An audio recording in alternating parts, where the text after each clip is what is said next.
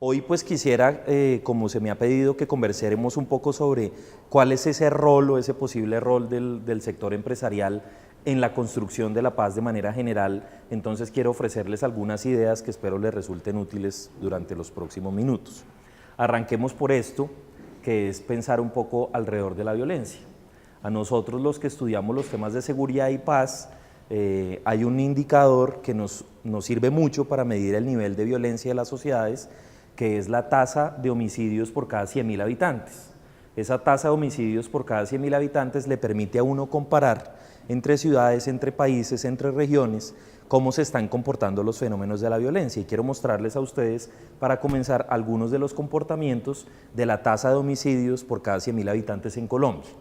Esta es una gráfica que nos muestra la evolución que tiene la tasa de homicidios por cada 100.000 habitantes en Colombia desde el año 1990, cuando estábamos estrenando la presidencia del doctor César Gaviria, hasta este momento. Digamos, los datos de 2015 acaban de ser consolidados por la Policía Nacional y el Instituto Nacional de Medicina Legal y Ciencias Forenses, que son las dos fuentes de este dato. Si ustedes se dan cuenta, venimos en un momento de declive, dentro del cual el periodo del presidente Uribe marcó digamos, como un momento muy importante en los declives de violencia, y en general se puede decir que Colombia viene en una tasa descendiente, si ustedes se dan cuenta.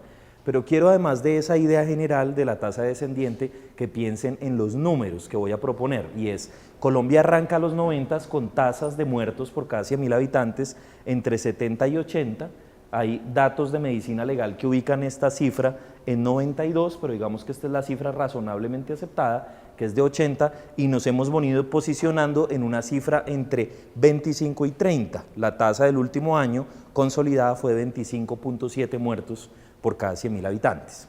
Obvio, ahí hay muertes de todo tipo. En realidad, nosotros los que estudiamos este tema nos gusta diferenciar los orígenes de esa violencia homicida, porque es muy distinto que una persona muera por causa de violencia interpersonal, que es las muertes que se generan por motivos personales. Por ejemplo, que sucede mucho en Colombia desafortunadamente, un marido mata a su mujer por razones de celos. No sé si ustedes saben, pero esa es una razón muy alta de muerte en Colombia. Eso es una violencia de tipo interpersonal, lo llaman los académicos. Eso es muy distinto a las muertes que son generadas por la violencia criminal.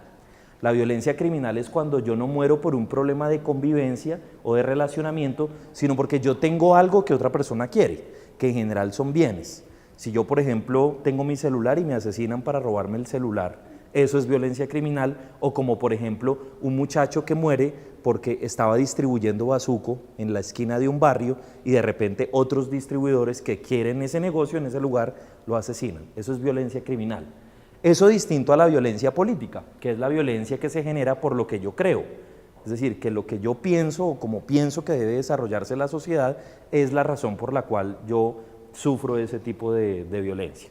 Lo que está en el paréntesis son los datos, de acuerdo a medicina legal, de por qué causas nos estamos matando los colombianos principalmente, y quiero que ustedes tengan una segunda reflexión. Ya mencioné la primera, un declive general, los datos de 80, digamos, a 25, y esta es la segunda reflexión, y es: los colombianos nos matamos principalmente por causas interpersonales. Es decir, la gran mayoría de los asesinatos en Colombia suceden porque nosotros no sabemos convivir, no sabemos convivir. La mayoría de los asesinatos en Colombia suceden a causa de riñas, a causa de lesiones personales y a causa de problemas que se consideran, dentro de este estudio sobre este tema, los problemas de convivencia. Y en segundo lugar tenemos la violencia criminal, que nos pone más o menos el 40% de los muertos. En último y tercer lugar está la violencia política, que en este momento está poniendo, ahí yo te redondeé las cifras, la cifra real es 9.97% de muertos, en este caso digamos el 100% de los muertos. Pero ¿eso qué quiere decir como segunda idea? Que nosotros tenemos dos graves problemas, o sea, un problema de unas estructuras criminales que nos arrebatan la vida, y un problema aún mayor, y es que nosotros no hemos aprendido a convivir. En los países desarrollados, lo que sucede es que la gente muere por causas de violencia criminal, porque criminales en general hay en todas partes del mundo, aunque unos más atenuados que otros, pero la violencia interpersonal casi no existe.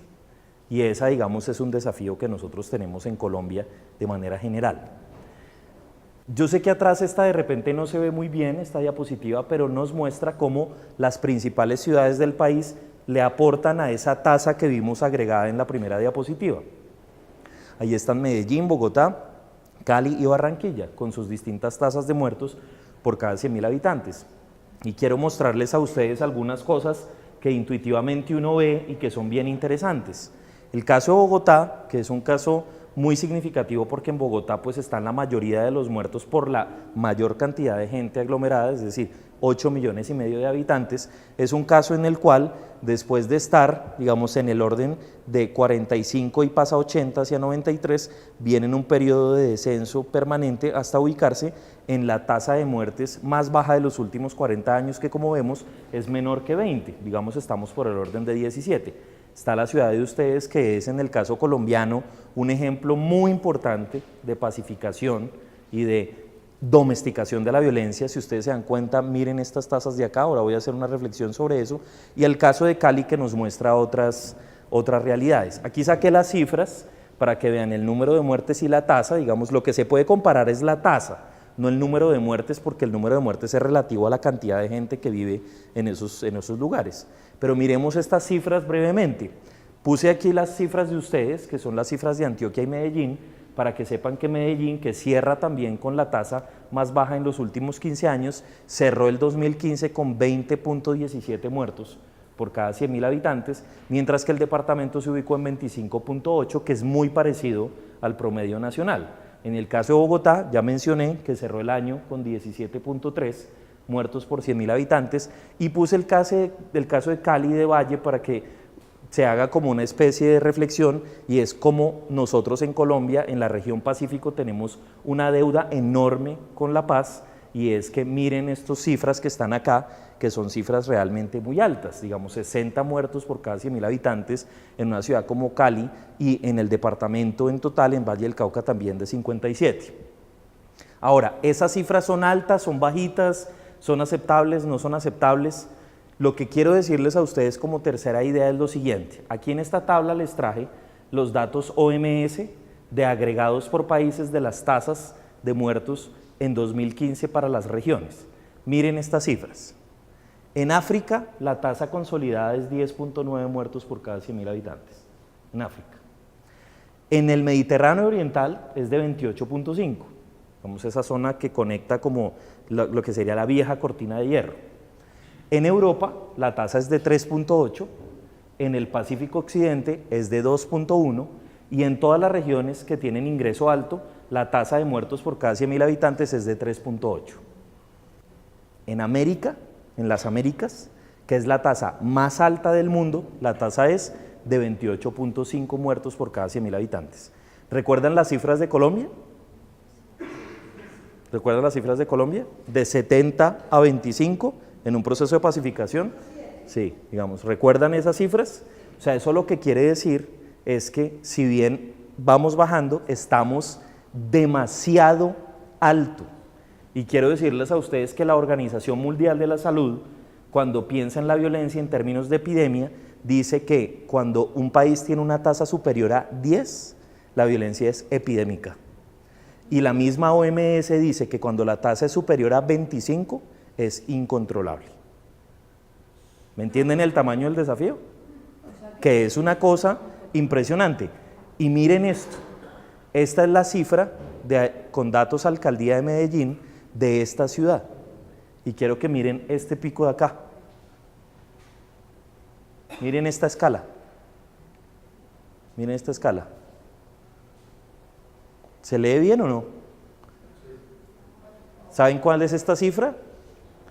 372 muertos por cada 100.000 habitantes. 372 muertos por cada 100.000 habitantes. Sí, entre el 90 y el 92. 372 muertos por cada 100.000 habitantes es la tasa más alta que cualquier ciudad ha tenido en la historia de la humanidad en lo que se tienen registros. En este momento en Siria hay 180 muertos por cada 100.000 habitantes, en este momento, que están en guerra abierta. En Irak, en el peor de los casos, hubo 200 muertos por cada 100.000 habitantes. O sea, de lo que estamos hablando acá es de un asunto que afortunadamente hemos venido superando, pero es de un asunto de unas dimensiones que no se nos pueden olvidar. Y ese es el primer gran mensaje que quisiera, además de estos mensajes grandes, de estos mensajes secundarios, y es el tema de la violencia en Colombia es un tema tremendamente serio y nosotros tenemos una responsabilidad frente a él que es una responsabilidad enorme. Ahora,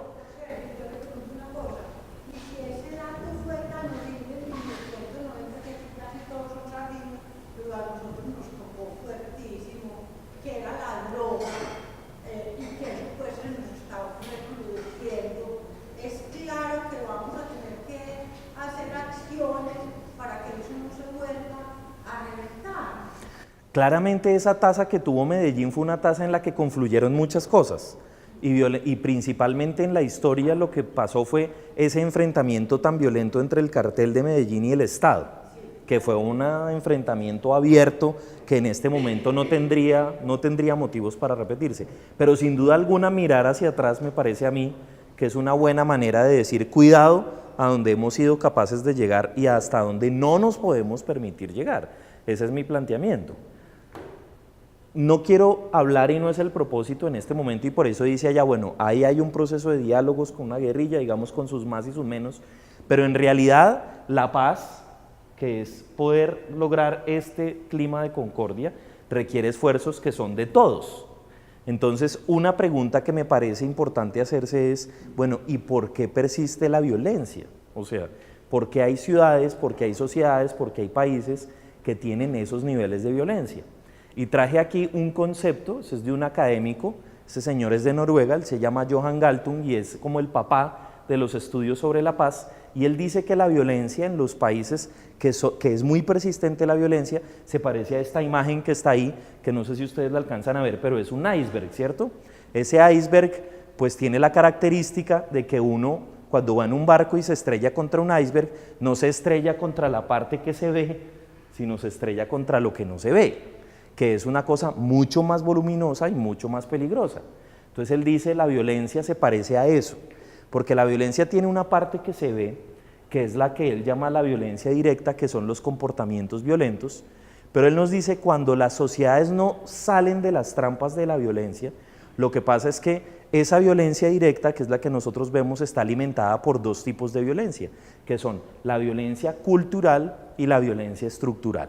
¿Qué quiere decir? Cuando nosotros tenemos actitudes violentas, o sea, cuando la manera de relacionarnos y de imaginarnos y de contactarnos entre nosotros evoca la violencia, pero también cuando nos faltan oportunidades, cuando la gente no tiene acceso a las oportunidades, cuando hay una negación de las necesidades básicas.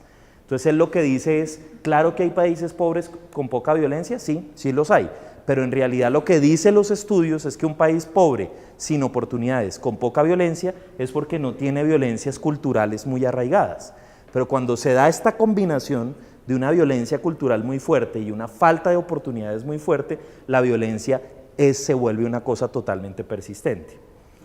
Y frente a eso yo creo que esta es una idea pues que un señor formuló muy bien formulada, pero yo creo que todos los colombianos la entendemos bien, ¿verdad? Porque ese tema de tener una actitud que llama a la violencia es algo que comprendemos bien, como por ejemplo las culturas machistas que niegan los derechos de las mujeres, las culturas que reproducen la violencia contra las mujeres, contra las niñas, las violencias del tipo de esa cultura traqueta que tanto daño nos ha hecho a nosotros, por ejemplo en Colombia, en la cual nosotros creemos que ser vivo es más valioso que cumplir las normas, por ejemplo, o que la debilidad del Estado lo que requiere es una manera de seguir los atajos.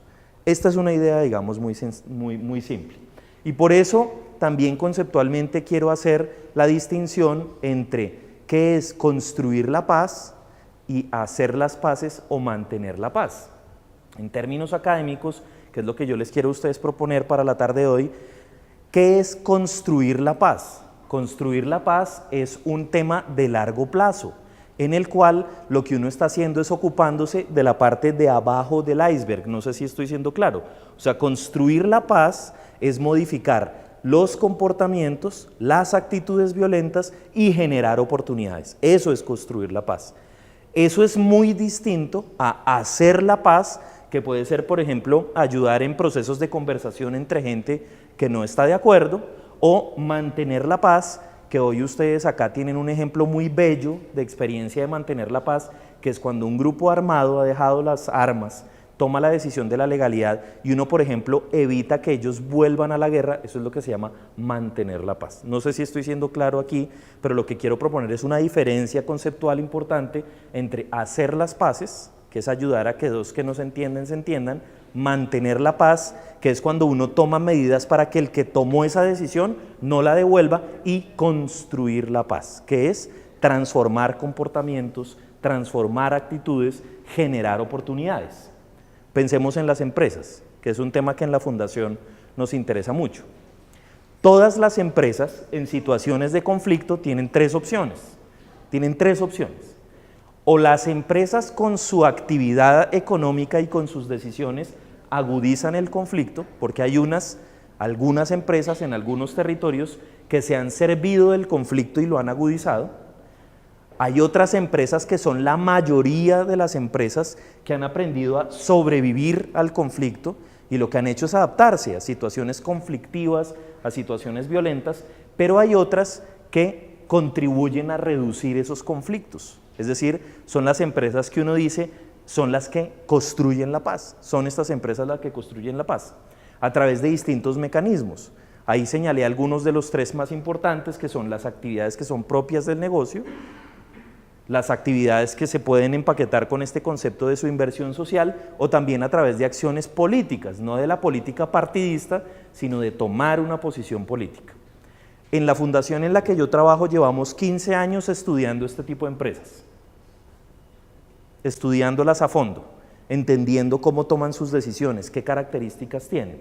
Y lo que quiero mostrarles es qué es lo que nosotros hemos aprendido de estudiarlas, de estudiar más de 160 emprendimientos en Colombia para la paz durante estos últimos años. Yo voy a decirles a ustedes brevemente, en muy poquito tiempo que es el que tenemos, cuáles son los rasgos que todas esas empresas que construyen paz, los que tienen todas. O sea, no hay una que construya paz que no tenga estos rasgos. Señor. Cuando nos referimos a paz, ¿es solamente muertes? Porque es que hoy vivimos unos atracos, un montón de paz que para mí eso es violencia, pero ¿qué es paz dentro de eso? ¿Cómo caen esa trampa que no sabemos violencia? No, sin duda alguna lo que tú señalas, que es, por ejemplo, una sensación de incertidumbre frente a los derechos de propiedad, como puede ser un atraco, hace parte de un ambiente no pacífico, sin duda alguna. Simplemente hice la referencia a las muertes porque son como el indicador principal, es decir, no hay sociedad pacífica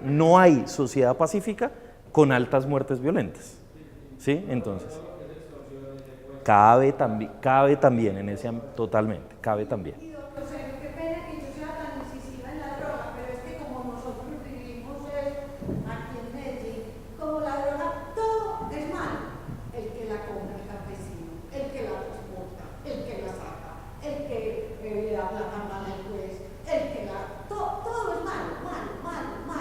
O sea, todo es ilegal.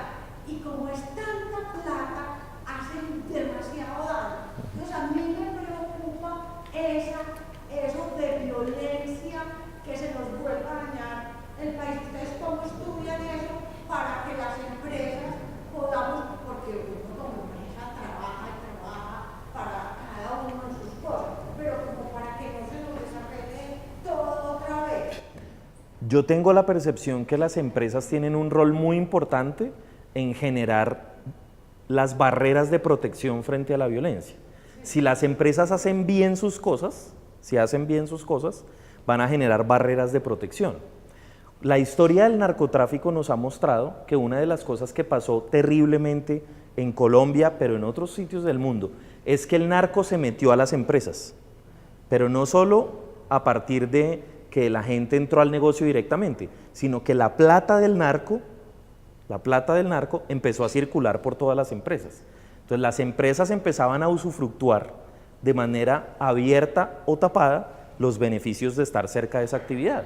Y hubo muchas empresas que crecieron al lado de ese negocio del narcotráfico. ¿Qué fue lo que pasó en los 80s?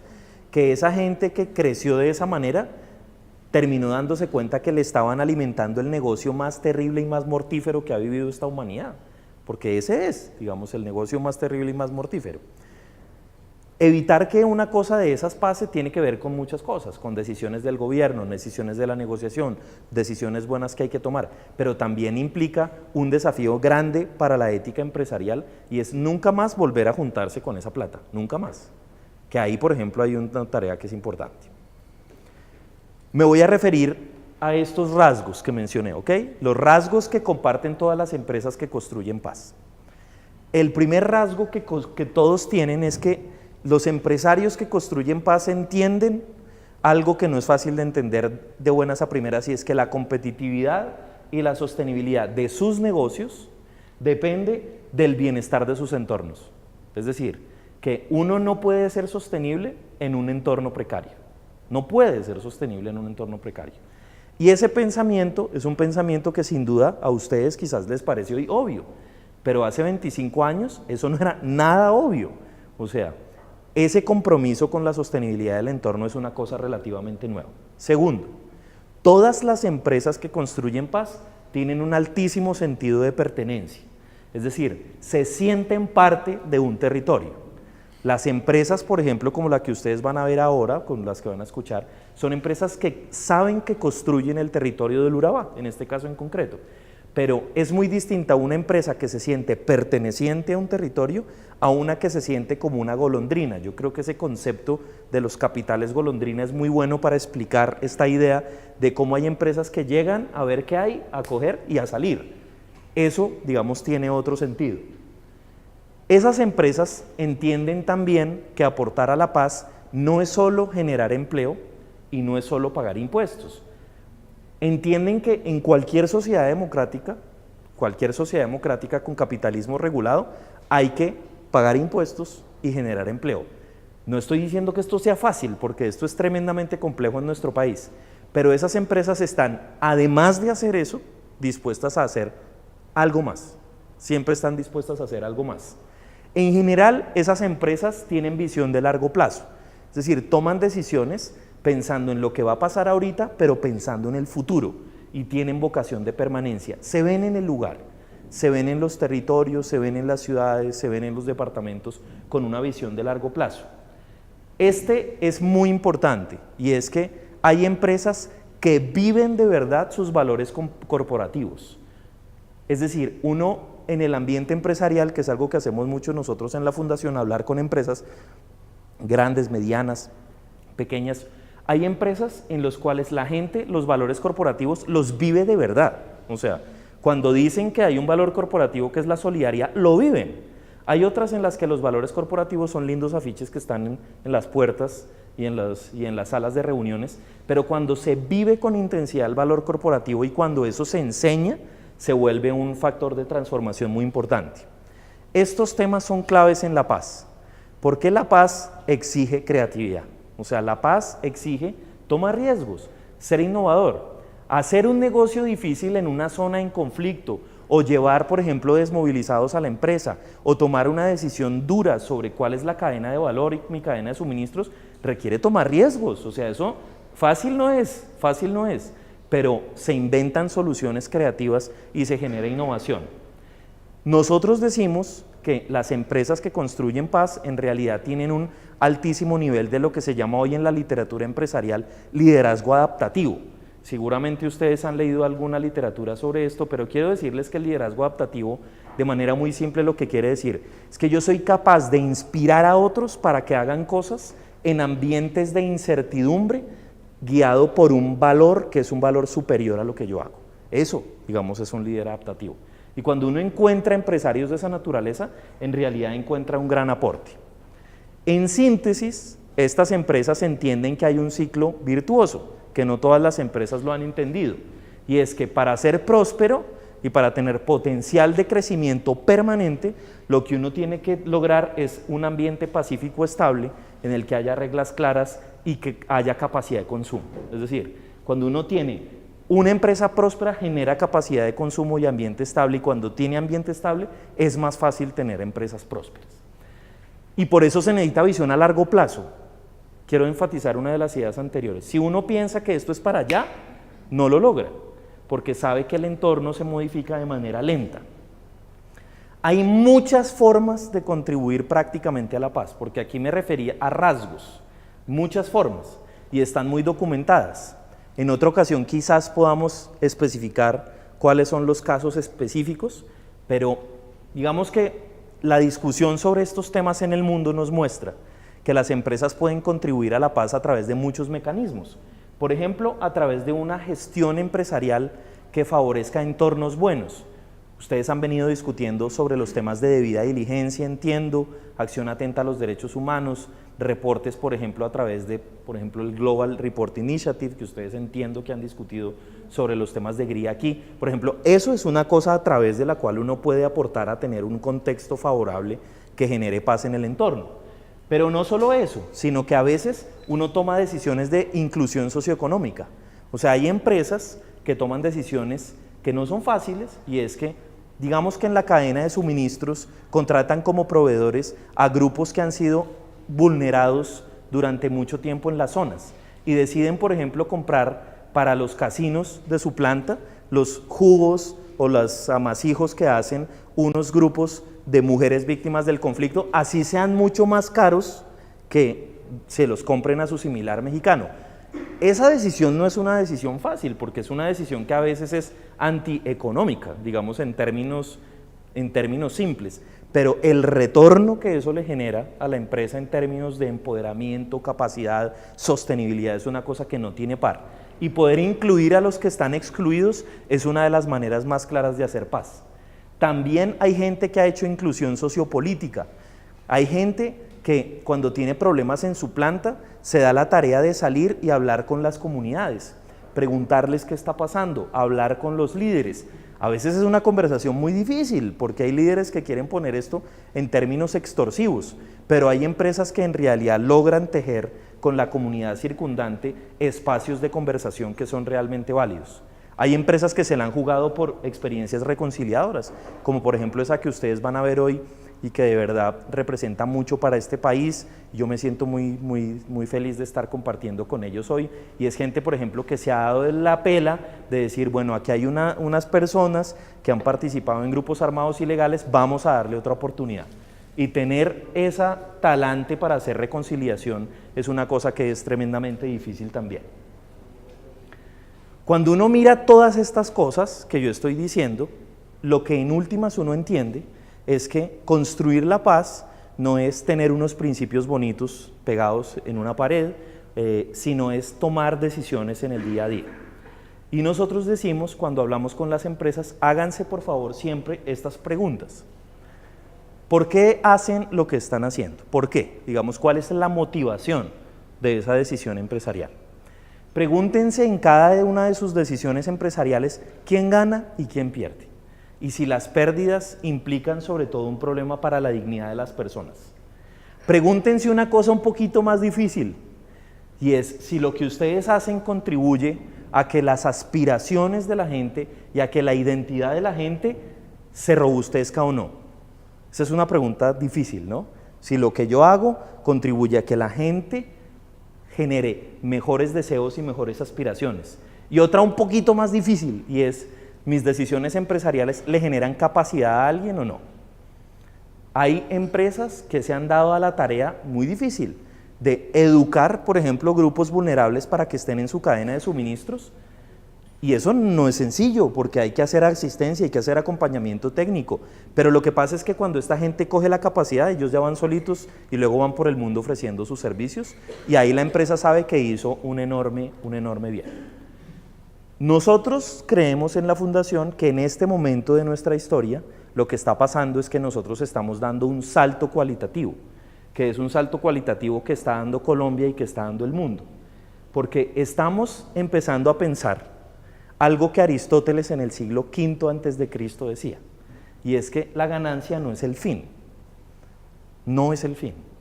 sino el fin es el bienestar de la gente. Y la ganancia es una manera de reproducir ese fin, que es el bienestar de las personas. ¿Qué es lo que hace que hoy nos tomemos en serio las discusiones, por ejemplo, sobre sostenibilidad, sobre impacto ambiental, sobre valor compartido, es esa manera distinta de ver las cosas. Paz, pues paz tiene muchos rostros, ¿verdad? Pero acuérdense del triángulo que les ofrecí, acuérdense de la parte de abajo.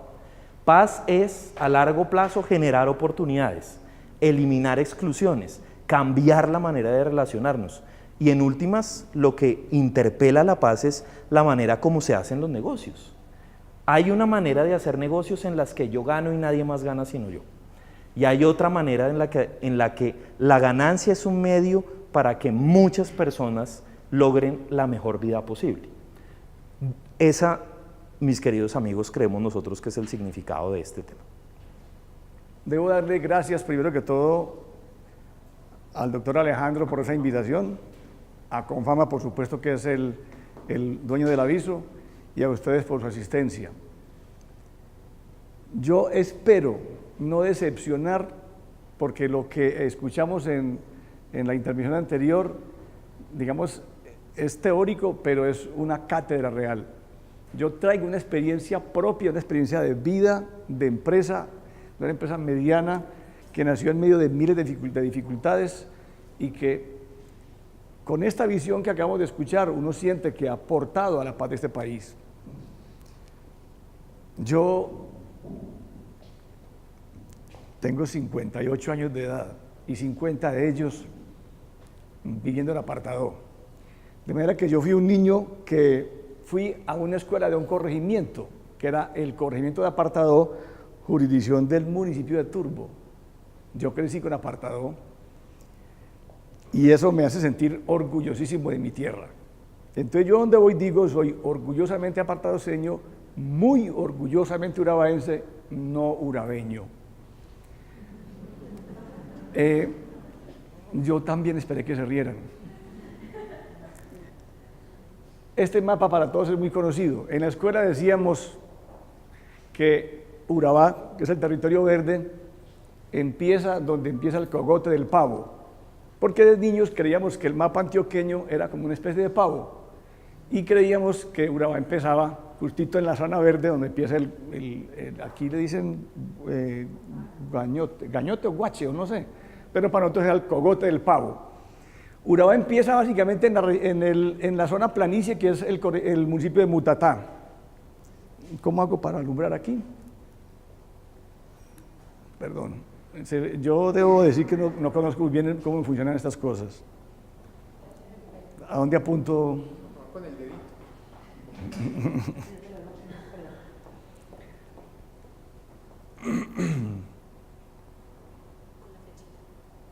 Pero para alumbrar. Bueno, en fin, olvídenlo. Esta es Mutatá y aquí empieza la llanura urabaense. El orden de municipios de Urabá es Mutatá, Chigorodó, Carepa, Apartadó, Turbo, Necoclí, San Juan y Arboletes. Y al costado oriental, que es bordeando la serranía de Avide contra el departamento de Córdoba, está San Pedro de Urabá. La producción agrícola urabaense está más o menos distribuida así. Mutatá es ganadero, ahora tiene palma de aceite. Chigorodó es de palma y ganado y banano. Carepa es puro banano, Apartado es puro banano y Turbo es hasta cierta parte banano y luego plátano y de ahí para arriba es plátano y ganado. En Urabá hay una cosa que se llama el eje bananero. Si yo supiera señalar con esto lo señalaría, pero es de una porción de Turbo hasta Chigorodó es el eje bananero. Ahí se concentra la producción y ahí hay 35.000 hectáreas de banano. La producción de banano está destinada fundamentalmente a cultivar para exportar. Para eso se sembraron las bananeras.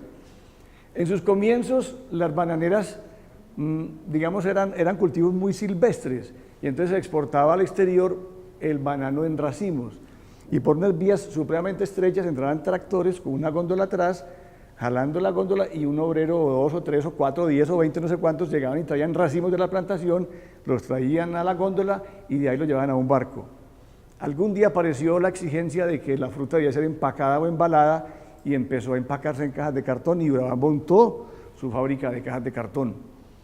Cuando empezaron a exportar embalado, empezaron a presentarse exigencias de calidad y las exigencias de calidad obviamente llevaron a que una buena parte de la producción se fuera a un sitio distinto al de la caja y es digamos un patio.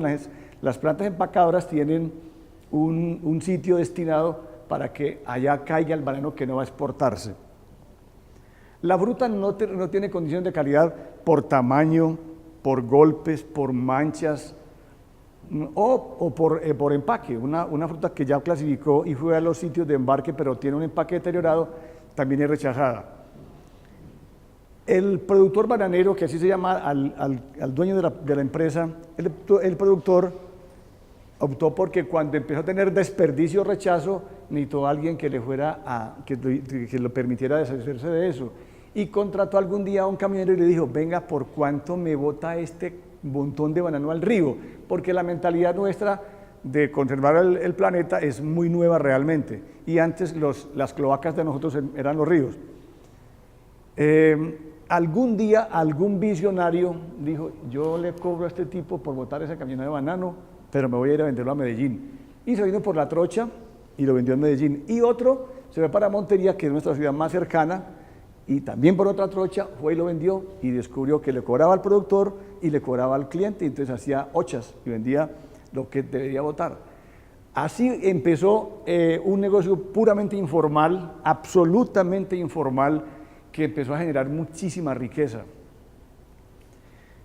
Digamos que ese negocio podrá tener 40 años de existencia tal como está contemplado. Esto es como para ubicarlos en contexto. Algún día hubo necesidad de organizar el negocio porque en medio de la informalidad que se vivía se presentaron bastantes dificultades de orden público. Urabá siempre ha tenido el estigma de la violencia y este negocio en particular fue sometido bastante por la violencia, primero guerrillera y después paramilitar. Este es el mapa de mi Urabá del alma. Voy a mostrar aquí, esto es un banano que se bota. Esto se inventa para que vean las cantidades de rechazo que puede generar la exportación de banano. Yo calculo que ha habido años en que se han generado 300.000 toneladas de desperdicio, de las cuales una parte la vendíamos y otra parte tenemos que hacer esto con ellas. Y esto es eso es un pecado imperdonable.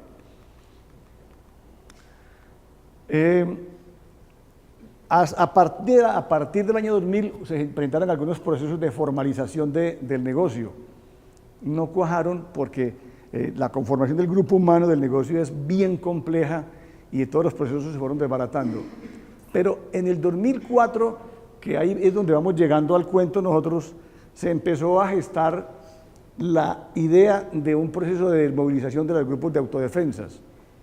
Y el gobierno de Uribe Vélez tocó puertas a los empresarios de Colombia y decirles, necesitamos generar empleo para esta población.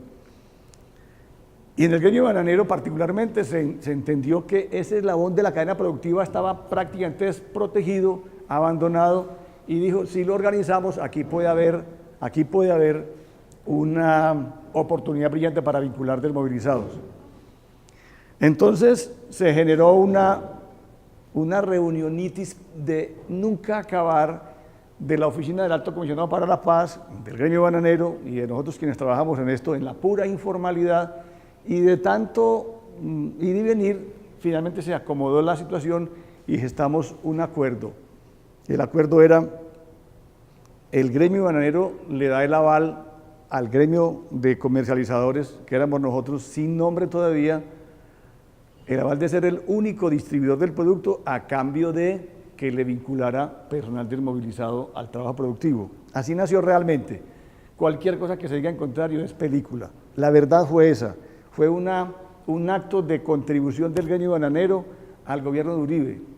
Empezamos a formalizarnos y nos creamos en asociación, porque antes éramos 100 personas trabajando, vendiendo banano en el país, pero en la informalidad hay una guerra comercial en la que todos perdíamos. Por decir alguna cosa, hasta diciembre del 2005, cuando se formalizó el negocio como tal, un viaje de banano que podía tener 9, 10, 11, 12 o 13 toneladas, era la unidad de medida. Viaje de banano valía 50.000 pesos. Esto se formalizó y a los 2 días ese viaje valía 400.000 pesos y a los 10 días valía 1 millón de pesos.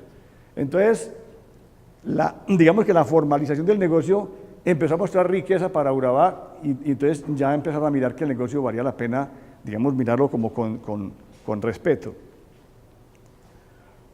Para poder ejecutar esta labor de recoger la fruta de las fincas, Urabá tiene 35.000 hectáreas de banano, es un área grandísima.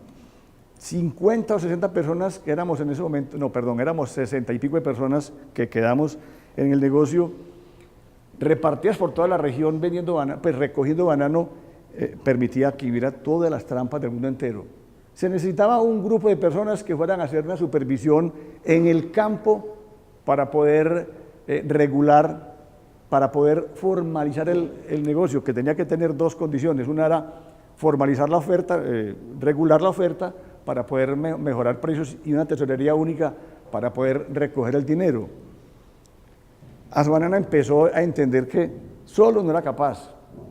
Muy amplia la cobertura de la zona, mucha gente trabajando y era un caos total. Entonces entendió que la población desmovilizada, que ya estaba en escena preparándose para el trabajo productivo, tenía, primero que todo, una solicitud de gobierno, que entonces tenían prioridad, una capacitación en el SENA para ejecutar una labor y una necesidad sentida nuestra para que alguien nos ayudara en el campo a supervisar que los patios de las fincas quedaran limpios, que es una condición indispensable del negocio, que los recolectores que fueran a cargar, que son ellos, fueran gente del negocio, no ladrones, porque la palabra es horrible de fea, pero es la más apropiada para calificarlos, y que los transportadores fueran gente que hubiera comprado la fruta en la empresa que la vendía. Como la región es tan grande, se presentaban muchísimos robos, muchísimos robos. La gente de los desmovilizados se crearon en una asociación y empezaron a vender sus servicios y Asbanana les tomó los servicios y empezaron a hacer función de supervisión en campo para controlar aseo, carga y transporte de fruta. Fueron a un proceso de formalización, de trabajo, de capacitación y llegaron a la vida productiva no por un acto de conmiseración, de misericordia, del favor o de lo que tanto recalca Alejandro de la filantropía. Era una necesidad sentida del gremio de comercializadores y una gente capacitada y necesitando trabajo para poder ejecutar una labor. Ellos fueron ahí porque se prepararon para ejecutar la labor en el campo. Yo no sé qué tan importante sea decirles qué ha hecho Asbanana en el transcurso del tiempo. Empezó, primero que todo, como con 3 pilares fundamentales que, leyendo el documento que tienen aquí, dice, es como donde convergen los factores que atacan el capitalismo salvaje. Pilares fueron 1, un tema social, un tema ambiental 2 y un tema económico 3. Entonces, en el tema social, yo diría que sin que nadie nos lo dijera, por pura convicción propia, nosotros empezamos a hacer un trabajo que hemos vendido a todo el mundo. El mensaje es, este fue un ejemplo para el país. Habían esos hombres que están trabajando ahí, muchos de ellos tenían 30 años trabajando en esa actividad y en su vida jamás se irán a pensionar porque nunca conocieron la seguridad social y nunca conocieron sus prestaciones sociales. Por iniciativa propia, por pura responsabilidad social nuestra, le generamos espacios para que ellos tuvieran esas prestaciones sociales y esa seguridad social. Debo aclarar, ninguno de ellos es un trabajador de Asbanana. Asbanana es una asociación hoy somos 50 comerciantes, cada uno es una empresa independiente y ellos ni siquiera son trabajadores del comercializador, porque el negocio nuestro es vender banano puesto en el patio de la finca. Al cliente nuestro le decimos, yo le vendo banano puesto en el patio, y el cliente que está en Montería, en Sincelejo, en Barranquilla o en cualquier parte del país, contrata a un camionero para que alguien le cargue allá y le carga y el camionero contrata a estos hombres. Eso parecería ser una manera de uno limpiarse las manos y decir yo no tengo responsabilidad con ellos. Pueden entenderlo así, pero el negocio se generó desde el principio, vendo puesto en el patio. Y nosotros nos inventamos una figura que era avalar empresas de recolectores para que ellos facturaran y tuvieran en un fondo con que pagar sus prestaciones sociales y pagar su seguridad social. Todo ha sido producto de la improvisación y de inventiva nuestra. En la empresa nuestra somos 50, hay 5 profesionales. Es un grupo abiertamente heterogéneo. 5 profesionales y el resto son gente que tienen mediana y la mayoría bajísima preparación académica. De manera que todo lo que va saliendo ahí es producto de la naturaleza propia del ser humano, de ir haciéndole el bien por donde vamos. Cuando generamos esa formalización, entre comillas, de esta población, nosotros dijimos, estamos generando ambientes de paz. Cuando a un hombre le pagan su seguridad social y sus prestaciones de ley, es un hombre que trabaja con más, digamos, con más amor, y si no es con amor, con ganas, y si no es con ganas es con entusiasmo, y si no con amor, ganas y entusiasmo. Pero es muy distinto a un hombre que trabaja sin seguridad, por ejemplo, para su familia. Primer acto. Segundo acto, nosotros empezamos actos de filantropía, tenemos muchísimos, que ayuda al deporte, a la recreación, la seguridad democrática, etc. A ellos les generamos un ambiente, un proyecto de vivienda con recursos propios y con recursos del Estado, a través de las alcaldías y la gobernación. Ellos necesitan, como es una población tan vulnerable, necesitan que les den la mano y lo vayan llevando. El ejemplo de los recolectores, que no tiene que ver nada con desmovilizados, lo sumamos al ejemplo de los desmovilizados y nosotros decimos con muchísimo orgullo, nosotros sin que nadie nos lo pida hemos hecho gestos de paz, pero encontramos dificultades, claro. Uno quisiera que nunca hubiera dificultades y que todo funcionara bien. Hoy le contaba a Sergio, yo no hablo con rencor, sino con dolor del abandono estatal. Al gobierno le importó un pito o un rábano o un cuero que este proyecto con los desmovilizados nosotros lo estuviéramos patrocinando. El gremio bananero inicialmente, cuando recibió el llamado del gobierno, se metió en el cuento, se puso la camiseta y aportó. Quiero contar cómo aporta. Para que un comercializador de excedentes de banano tenga acceso al banano de una finca X, tiene que pagarle al productor bananero una cifra determinada, un negocio entre dos. Al comienzo, el negocio era, yo te rebajo la tarifa para que tengas con qué sostener a estos hombres. Y así funcionamos 2006, 2007, 2008, 2009 y 2010. Al quinto año, el gremio dijo, no voy más. Y nosotros dijimos, aquí hay 150 hombres a los que nadie les va a dar trabajo. Es que nadie les quiere dar trabajo. Y entonces en Colombia nos gastamos millones de pesos en publicidad en televisión, hablando de paz, invitándoles la paz, pero no hacemos nada por ella. Nosotros dijimos, vamos a hacer una cosa que es del corazón nuestro. Sostenemos el proyecto solos. El productor bananero olvidó las tarifas, las subió hasta donde quiso, volteó la torta, y nosotros seguimos solitos y solos, como dice el narrador, sosteniendo el proyecto de Superban. Superban, recuerden, es la Asociación de Supervisores de Excedentes de Banano. Eran 150 movilizados, y a Sobanana se dio la tarea de sostener por pura responsabilidad social, por puro amor por la región, el proyecto de Superban. Nos ha costado mucho, es cierto. Nos ha costado tanto que hoy por hoy apenas hay 60. Muchos los han asesinado, otros han desertado, muchos han vuelto a los grupos de Al-Bakrim, pero en resumidas cuentas, yo creo que sostener 60 hombres que eran 60 fusiles tronando en la región y hoy sentados en una caseta, en una finca, o andando en una moto produciendo, eso ya es de por sí, eso ya solito habla de que nosotros estamos generando ambientes de paz. Voy a decir simplemente este ejemplo. Nosotros los colombianos en general somos muy dados a vivir del bla, bla, bla. Quiero la paz, hago la paz, propendo por la paz, etc. Y ahorita que hablamos, antes de empezar la reunión, ¿qué pasa cuando al frente de tu apartamento, en un bloque, en un edificio, donde hay solo 2 apartamenticos en un piso, al frente del tuyo, puerta con puerta, se pasa a vivir un desmovilizado? ¿Te cambia la vida o no te cambia?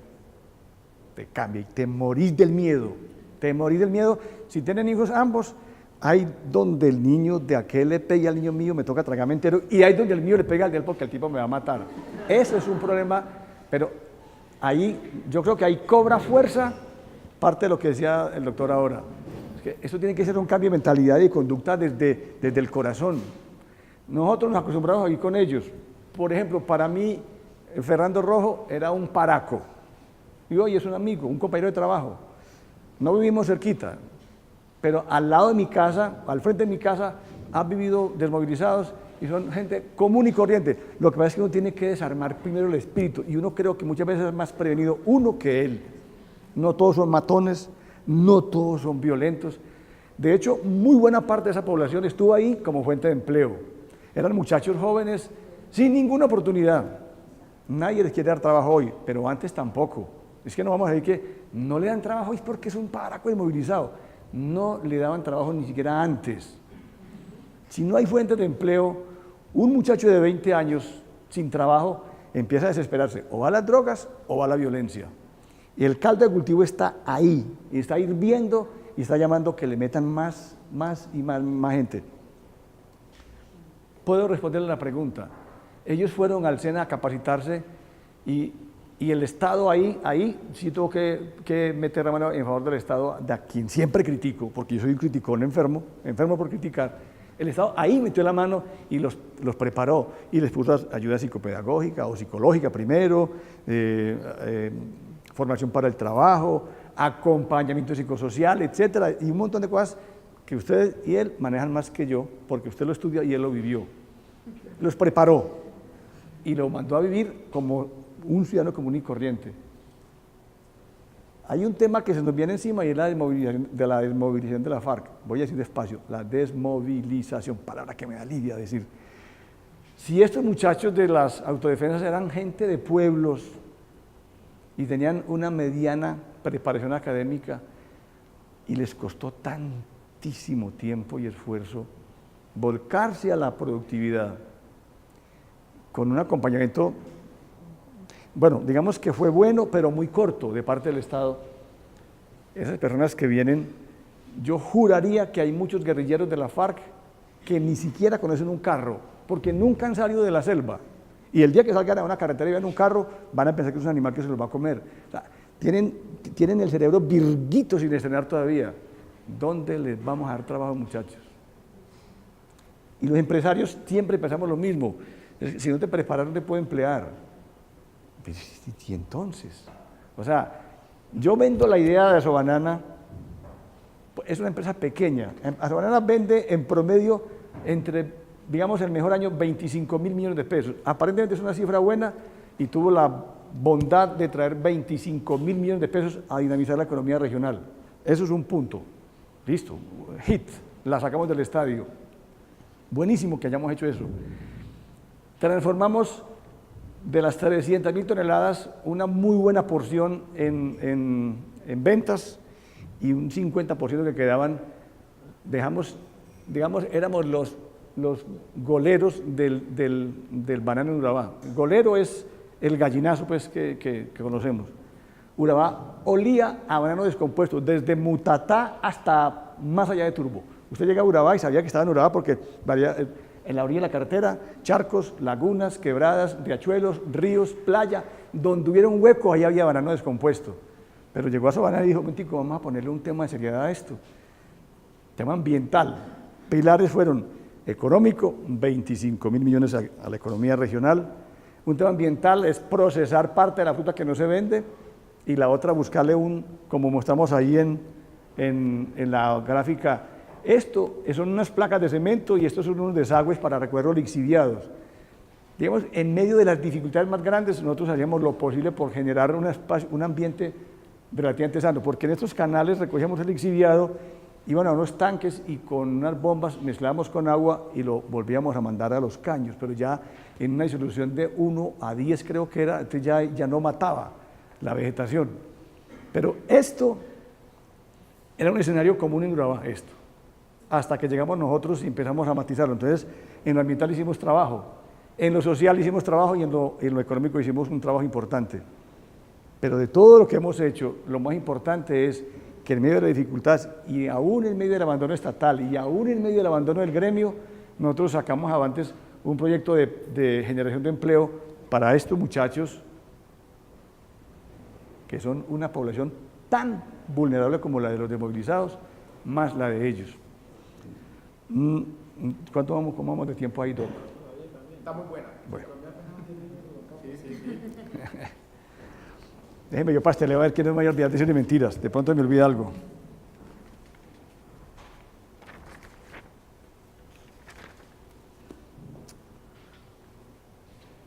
Con las platas que Asobanana recogió de vender tanto banano en Urabá, se empezó a generar una calidad de vida distinta éramos 60 comercializadores. Déjenme, con toda la humildad del mundo entero, decirles, yo no tenía carro propio hasta que llegué al negocio. Y ahí empecé a conseguir mi primer carro. Pues yo ya empecé a andar en una camioneta. Mis compañeros andaban, yo no tenía la más lujosa, pero tenía una buena camioneta. Y muchos de mis compañeros empezaron a andar en lanchas de carros. Y hay un tema de mentalidad nacional ahí. Generamos empleo para 270 de estas personas que hay ahí. Empleo formal, dentro de lo que se podía. Ahora tenemos el Ministerio del Trabajo con una ministra izquierdosa encima de nosotros, bregándonos a aplicarnos un sindicato que no tiene patas ni manos. Eran más o menos 300 conductores.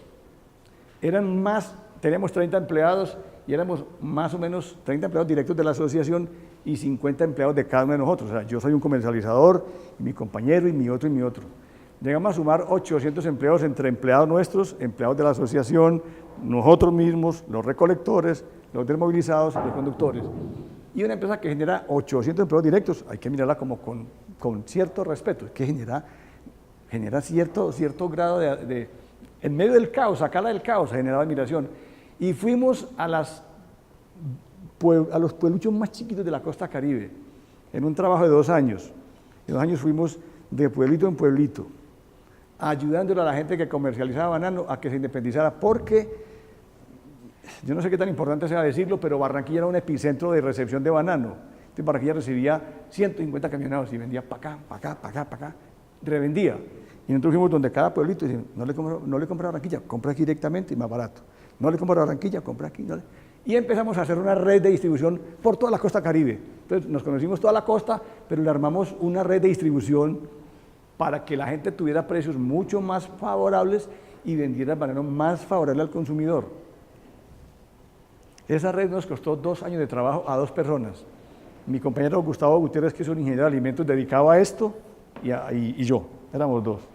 Sustos, amenazas, etcétera, todo lo que uno se pone mártir. A mí me amenazaban todo el tiempo. No quiero ser mártir, pero sí fui amenazado 1000 veces.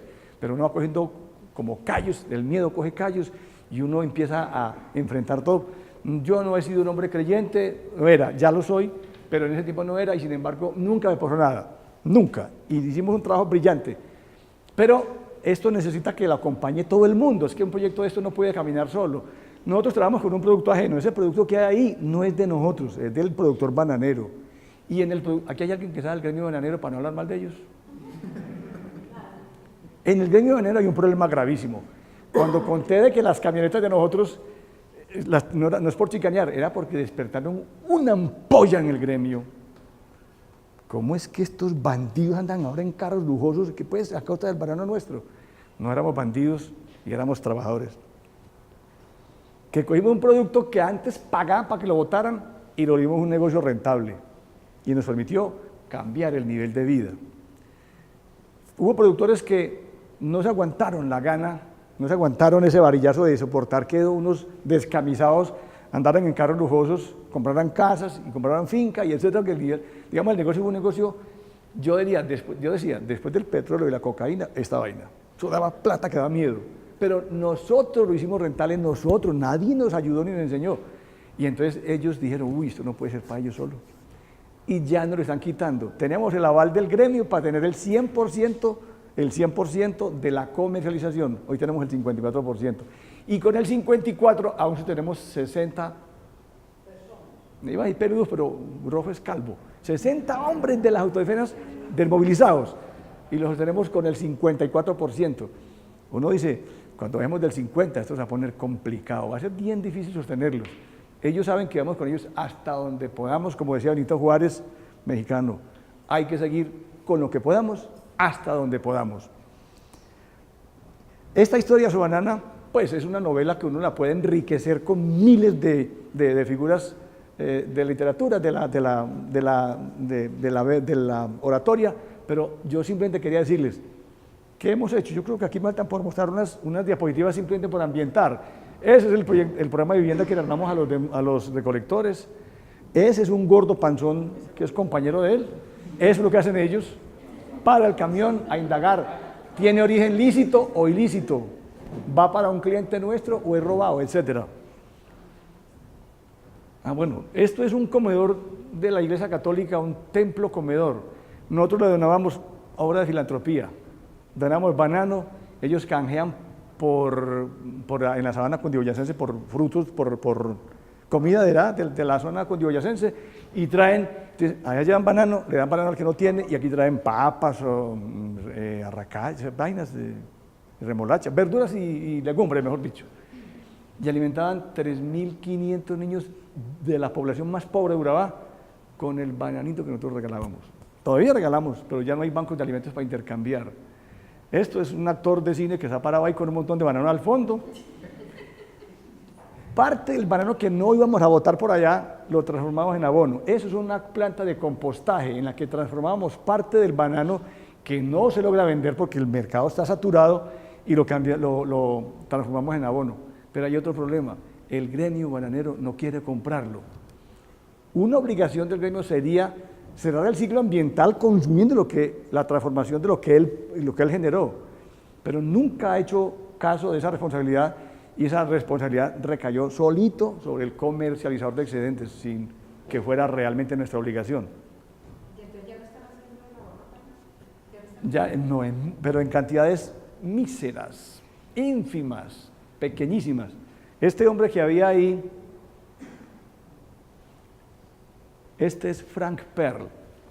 Traje la foto para decir, yo busqué a este hombre en apartado una vez que fue y le dije, me regala 2 minutos, le cuento una historia que la va a fascinar. Antes de que empezara un foro que había, yo fui muy temprano y él, de mala suerte para él, llegó muy temprano y me cogió, éramos dos, un bananero y yo. Y me dijo, cuénteme. Y llegué y le conté la historia de esa banana en par patadas. Y se quedó, me dijo, ¿por qué no te quedas y contás esa historia aquí? Yo le era invitado, yo soy un descamisado en apartado, yo no soy ningún ejecutivo. Y le dije, bueno, si me invita yo voy. Me mandó a hacer un letrerito de presentación, allá, no como este que está aquí en computador, sino a mano, el chichipato de la reunión. Y yo me quedé porque me importaba que me conocieran el chuzo. Y me dijo, él hablando, dijo, por aquí hay un hombre, Carlos Restrepo, que quiero que cuente una historia, ¿dónde está? Me paré, ¿qué es lo que usted tiene para contar? Conté en forma más ordenada, como lo conté aquí. Allá fui más organizado en el temario, la temática. Entonces, claro, el héroe de la jornada, el aplauso, y me dijo, yo quiero que vayas a Bogotá para que hablemos. Fui a Bogotá y me dijo, te atiendo en octubre, y pasó octubre, y noviembre, y diciembre, y enero, y febrero, y marzo, y abril, y mayo, y me atendió en junio. Y me dijo, vas a ir a Palacio porque quiero que conozcas al jefe de proyectos productivos, y que y bueno, me atendió en un hotel, y de entrada con un equipo grandísimo de gente, me dijo la gerente de ellos, el doctor tiene 30 minutos porque enseguida tiene una reunión aquí, no, tiene 25, porque enseguida tiene una reunión aquí en otro salón. Yo le dije, vine aquí porque usted fue el que me llamó, doc. Y entonces, me dijo, cuéntame, que es que tengo mucho afán. Y dije, le cuento lo mismo, pero es que yo necesito que usted me ayude con una cosa. ¿Cuánto quieren? Yo no necesito plata, yo me precio de decirlo. No tengo dinero, no soy un hombre rico, pero tenía una empresa que tenía plata por chorros, así vulgarmente, parecíamos mafiosos. Yo no necesito plata, yo necesito que usted le diga, como gobierno, al gremio bananero, que mantenga este ejercicio tal como está aquí. Nada nos regalan, porque nos venden la fruta, pero nosotros hicimos de esto un negocio muy rentable y tenemos proyectos que vale la pena mantener. Eso es todo lo que le pido. Yo vine nada más que me dijera, yo voy a hablar con el gremio y le pido esto. Eso es todo, yo no necesito más.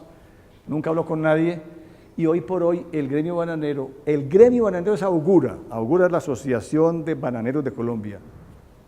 Pues no tengo nada contra Augura, pero lo conforman una cantidad de productores independientes, un montón de, o sea, un bananero A, otro B, otro C, y tengo, por desgracia en la vida, 2 bananeros que tienen mi mismo apellido, que parecen taladros, pero de esos taladros de las empresas de construcción de carreteras, unos boquetes así, que nos están volviendo una chicuca, porque siempre me dijeron, hombre Carlos, te pegaste por vender bananos nada más en Barranquilla, en Bogotá, innova, varía, cambia el negocio. Y yo le dije, no encuentro más que hacer. Yo lo que iba a hacer lo hice, mi capacidad intelectual no me da para inventarme nada más, no se me ocurre nada más. Yo fui a la industria del Valle del Cauca y allá le vendemos banano porque por iniciativa nuestra fuimos a ofrecerles. Y hoy producen el juguito de banano que ustedes se toman, es de banano nuestro. El de Lucky es de banano nuestro. Postobón, y cuento aquí a manera de información general. Si hay de pronto alguien que sea ingeniero químico, alimentos, que sepa más que yo, no me hable para que no me haga quedar mal. El banano, la compota, el banano maduro, la desaborizan y eso le sirve de relleno para el jugo de mora, para el jugo de mango, para el jugo de black. Como el banano es lo más barato, eso es un relleno desaborizado para dar volumen. Entonces la industria se llenó de banano nuestro por gestión propia. Yo decía, doctor, yo ya hice lo que se me ocurría. Entonces ellos me decían que innovara. Evidentemente, hoy los 2 venden banano de este a mis clientes, a los que yo hice como clientes, a los que yo organicé y nos sacaron de circulación. O sea, el tamaño comercial nuestro ha bajado de un 100 a un 54% porque gente como esa, a quien no le sigan nunca el ejemplo, por favor, nos están haciendo ese favor.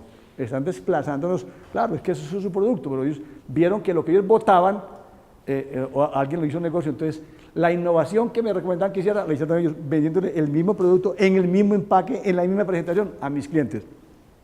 Yo tengo para finalizar, porque ya me vuelvo como muy folclórico, yo creo que ya la llamé la parábola de la mansión. Un señor construye una mansión espectacularmente grande en un territorio cualquiera y empieza a botar retales de losa, de techo, de hierro, de madera, etcétera, y alguien los recoge y vaya a hacer un montón de casitas y quedan bien bonitas, con los retales que allí botaban. Y algún día este señor dice, eso lo hiciste con mis materiales, de manera que esas casas son mías y las voy a ocupar yo. Eso está pasando con el negocio del banano. Es una cuña que no tenía necesidad de decirla, pero quiero aprovechar la oportunidad para soltarla. Finalmente, para no extenderme, porque ya parezco como un artista de esos malos, quiero dejar un mensaje. Asobanana es una empresa mediana. Llegó a tener 30 empleados y tiene 14. Llegaron a ser 150 movilizados, hoy hay 60. Está perdiendo tamaño comercial porque muchos productores de banano nos han quitado el respaldo, nos quitan los contratos de la finca y meten al sobrino, al hijo recién salido de la universidad, al vecino, al que más, etc. Y entonces se acabó el concepto nunca nos dieron nada, pero se acabó el concepto de región. Para ser responsable con la región, ese esquema hay que mantenerlo vigente para que ellos puedan tener empleo, porque los bananeros no le dan trabajo a los desmovilizados. Ningún desmovilizado trabaja en fincas bananeras, creo. Y nosotros vivimos a 150, hoy quedan 60. Mensaje es, copien el buen ejemplo, no el mal ejemplo. El 5 de noviembre del 2004 me desmovilicé, me reintegré a la vida civil. Del año 2004 al año 2006, el Estado nos dio una ayuda humanitaria de 350.000 pesos por 2 años.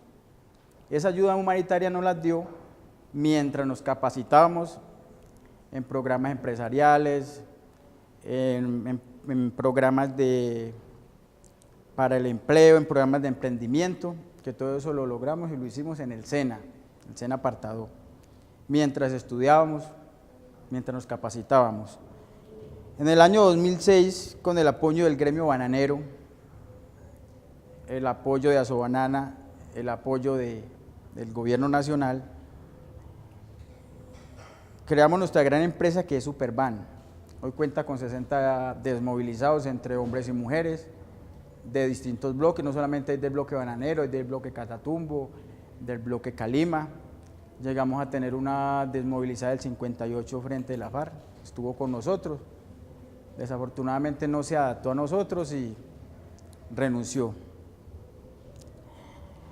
Nosotros, como Superban, la función de nosotros es supervisar en el área, en el campo, que los vehículos se hagan el aseo a tiempo, que los fines de semana sí dejen las empacadoras limpias, que no boten el banano por la orilla de las carreteras, que no tiren el excedente banano de aseo a los ríos, que cada vehículo cargue en la finca que le corresponde, que no se meta a una finca ajena. Prácticamente que la función funcione pues como es, que como salen de Asobanana para dicha finca, ahí deben de terminar de cargar. En cuanto a mi vida personal, me desmovilicé teniendo un grado de quinto primaria. Hoy en día soy bachiller académico, soy técnico en auxiliar contable, tuve la oportunidad de capacitarme en el SENA en programas de emprendimiento, cumplí con todos los programas y requisitos de la Agencia Colombiana para la Reintegración, por lo cual me dieron los beneficios de la ley 1424, entre ellos la suspensión condicional de la pena, con un periodo de prueba de 20 meses. O sea que si yo en 20 meses no tenía algún problema, algún desliz, me tocaba pagarlos en la cárcel. La cual ya lo superé y me declararon la extinción de la pena. Tengo una esposa, tengo 3 hijos. Por medio de nuestra empresa tuve la oportunidad de acceder a un subsidio y una caja de compensación. Hoy tengo mi propia vivienda. Día a día trato de superarme, cada día quiero salir adelante, quiero aprender más y quiero darles gracias por haberme dado la oportunidad de estar acá con ustedes.